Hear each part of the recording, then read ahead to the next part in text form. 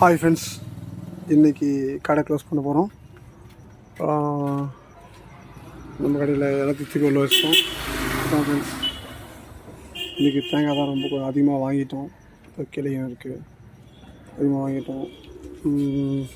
அதான் ஃப்ரெண்ட்ஸ், ஓரளவுக்கு சேல்ஸ் ஆச்சு, ஓரளவுக்கு ஓடுது.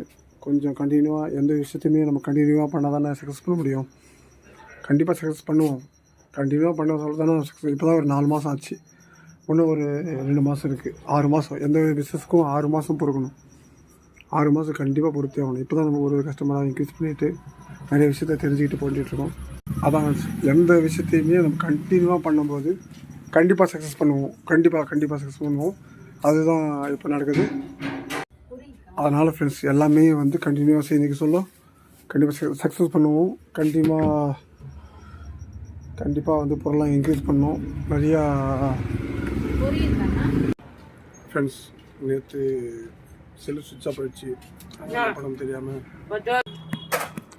ஃப்ரெண்ட்ஸ், நம்ம கடை பக்கத்தில் ஒரு மெயின் ரோடு இருக்குது. அதில் ஒரு சின்ன பள்ளம். அதனால் பள்ளத்துக்கு மண்ணெல்லாம் போட்டு நம்ம நிரப்பிக்கிட்டு இருக்கோம். இது மாதிரி அப்பப்போ நம்ம பக்கத்தில் இருக்கிற சமூக சேவையும் நம்ம பண்ணி தான் ஆகணும். ஏன்னா இப்போது கண்டிப்பாக ஃபாஸ்ட்டாக போகுது. இங்கேனா இந்த பள்ளத்துக்கோசம் இந்த பக்கம் தள்ளி வருவாங்க. தள்ளி வர சொல்ல என்ன ஆகும், இந்த பக்கம் ஆப்போசிட்டில் வரவங்க ஆக்சிடெண்ட் ஆகிறதுக்கு வாய்ப்பு இருக்குது. ஆக்சிடெண்ட் ஆகிருக்கு, உண்மையிலே சண்டை போட்டுருக்கேன். அதனால தான் நான் இதில் மனு போட்டுருக்கேன். அதனால் நீங்களும் சின்ன சமூக சேவைகளும் நம்ம பண்ணி தான் ஆகணும்.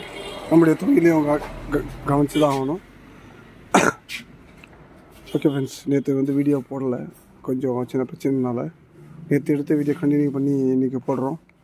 சரிங்க ஃப்ரெண்ட்ஸ், நம்ம இன்றைக்கி நைட்டு ஒரு வீடியோ போடுவோம். அதை சந்திக்கலாம்.